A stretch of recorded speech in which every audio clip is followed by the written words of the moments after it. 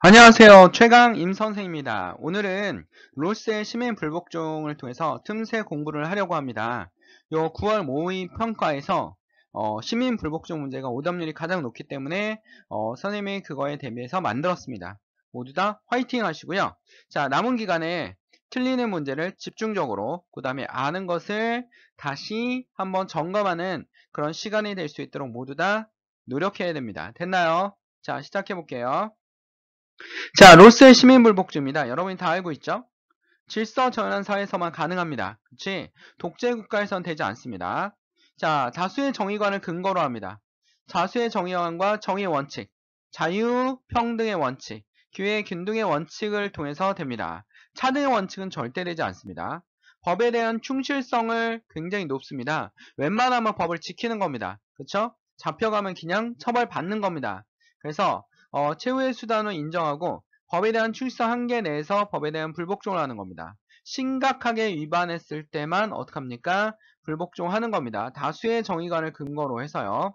방법입니다. 비폭력주의입니다. 폭력을 사용하지 않고요. 처벌을 감수해요.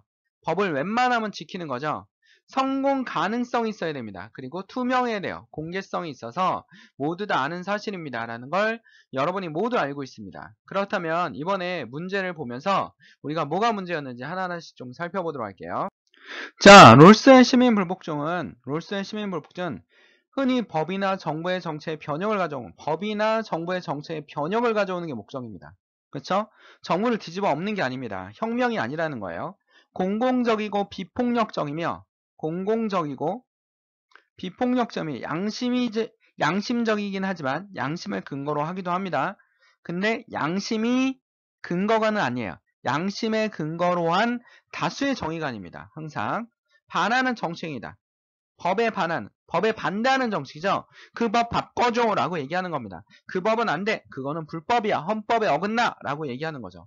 이러한 행위를 통해서 우리는 공동사회의 다수가 갖는 정의감을 나타냅니다. 다수의 정의감을 근거로 해서 나타내는 행위예요. 자유롭고 평등한 사람들 사이에 사회 협동체의 원칙에 존중되지 않고 있음을 선언하는 게 시민불복종입니다. 아, 왜 이런 게 존중되지 않지? 헌법이 위반되고 있어 라고 하는 게 바로 시민불복종의 겁니다. 라는, 됐나요? 이해됐나요? 이번에 2010년 9월 평가 모의고사 본문은 아이들이 쉽게 찾았을 겁니다. 왜? 질서 전환 사회라는 롤스의 독특한 단어가 나왔기 때문에 쉽게 찾았을까요? 롤스인데 1, 2, 3, 4, 5번에서 헷갈렸어요. 자, 문제를 명확하게 보는 능력을 길러야 됩니다.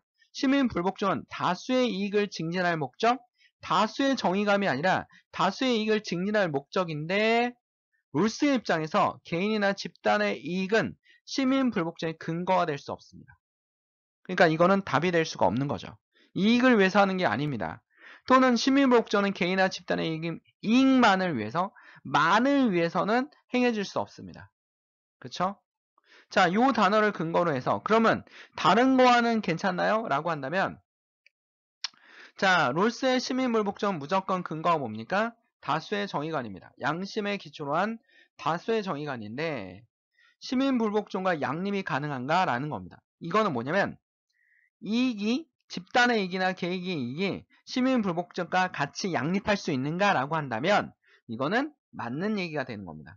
시민불복종은 호소하는 바가 다른 사람의 이해관계에 일치할 경우에 보다 더 효과적인 전략이 될 수 있다.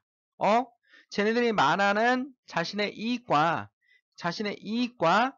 그 다음에 뭡니까? 나의 다수의 정의감에 근거로 하는 시민불복종이 결합되어 있다면, 그치? 일치하는 경우에 보다 효과적이다라고 얘기하고 있습니다. 롤스는. 그러니까 시민불복종은 개인이나 여기 보세요. 시민불복종은 개인이나 집단의 이익만을 위해서 행해질 수는 없어요. 그러나 이게 다수의 정의감과 개인의 이익이 양립한다면 향할 수 있다라는 겁니다. 할 수 있다라는 겁니다. 됐나요? 이게 바로 시민 불복종입니다. 라는 거고요. 자, 그 다음에 2번을 한번 볼까요? 공직을 맡은 권리를 침해하는 정책. 이거는 뭡니까? 공직을 맡은 권리를 침해하는 정책. 공무원이 될 수 있는 정책. 공무단임권. 기본권을 침해하는 거죠. 기본권, 자유와 평등의 원칙을 침해하는 겁니다.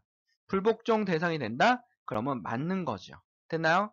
자, 2번에 대한 설명은 뒤에 또 겹쳐서 나오기 때문에 넘어가도록 할게요. 3번. 시민 불복종은 양심적인 행위지만 그 자체가 사회에 위협이 된다? 사회 위협이 된다? 라고 했어요.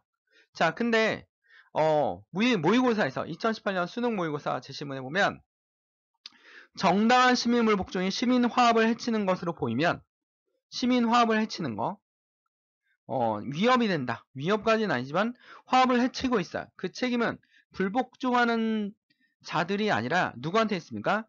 권위와 권력을 남용하는 자들. 권력을 남용하는 자들에게 있다라는 겁니다. 됐나요? 그래서 위협이 되는 행위는 아닙니다. 시민불복종은 대체로 위협이 되는 행위는 아닙니다. 그 근거는요. 4번에서 우리가 볼 수 있어요. 시민불복종의 헌법의 근거에 이의를 제기하는 정치적 행위이다. 헌법의 근거에 이의를 제기하는 정치 행위이다. 이거 잘못 읽으면 아이들이 이렇게 이해할 수 있어요. 헌법의 근거로 하여 이의를 제기하는 정치 행위이다.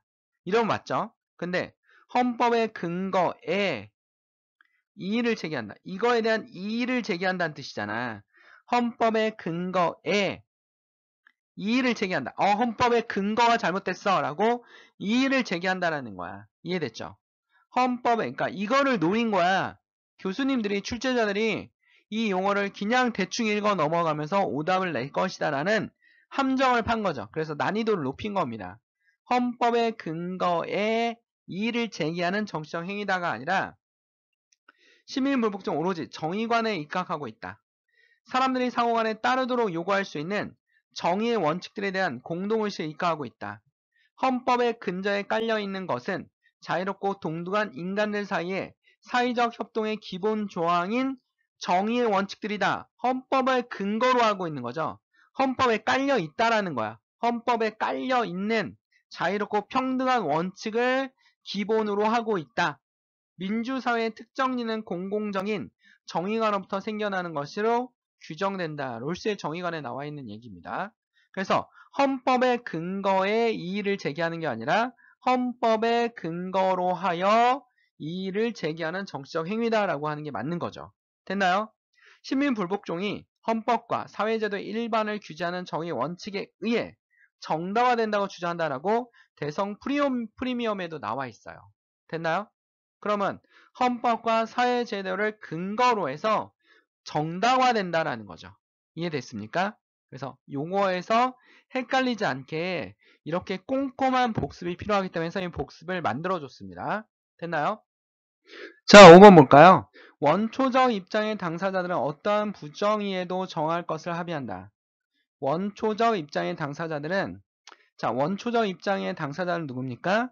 무지의 배일 속에서 법을 만드는 사람들이죠.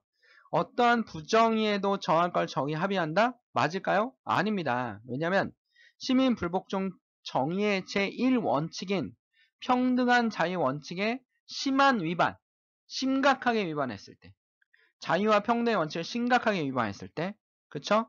공무 단위권을 공직을 맡을 수 있는 권리를 침해했을 경우에 제2원칙의 두 번째 부분은 공정한 기회 원칙, 현저하게 위배했을 때. 그쵸? 우리 앞에서 공부를 했습니다. 뭐라고 했습니까? 그냥 시민불복종은 이거 다수의 정의가 아니야. 무조건 다수의 정의 어긋나 하고 촛불되는 게 아니라니까요. 뭐 하는 거라고요? 심각하게 위반했을 때. 그치? 법의 테두리 안에서가 아니라 법 밖으로 넘어가는 위법행위잖아. 위법행위지만 위법행위를 인정하고 처벌을 받는 행위를 우리는 롤스의 시민불복종이라고 하는 겁니다. 됐나요? 자, 그 다음에 됐죠? 됐습니까? 6번. 불합리한 법이나 정책이 있다 하더라도 모두 어겨하는 것은 아니다. 라는 거는 5번과 조금 겹치긴 한데, 자, 이거는 뭐냐면, 때로는 부정의하다고 간주되는 법이나 정책도 어기지 않아야 할 강력한 이유가 있다라고 얘기를 했습니다. 누가요? 롤스가요. 것으로 정의는 마땅히 고려한 그러한 고려를 해야 한다라고 했습니다. 그러니까 불합리한 법이나 정책이 있다 하더라도 모두 어기는 게 아니라 어기지 않아야 할 강력한 이유가 있었던 겁니다. 있는 겁니다. 그래서 무조건 뭐 하는 겁니까? 촛불 드는 게 아니라 뭐 하는 거라고요? 그치? 이거에 맞추어서 촛불을 드는 겁니다. 심각하게 위반했을 경우에. 됐나요? 그래서 시민물 복종 좀 더 난이도를 높여서 우리가 복습을 했습니다. 여러분에게 큰 도움이 됐으면 좋겠습니다. 자, 구독, 좋아요 해주면 선생님에게 힘이 됩니다. 선생님은 여러분에게 힘이 될 것입니다.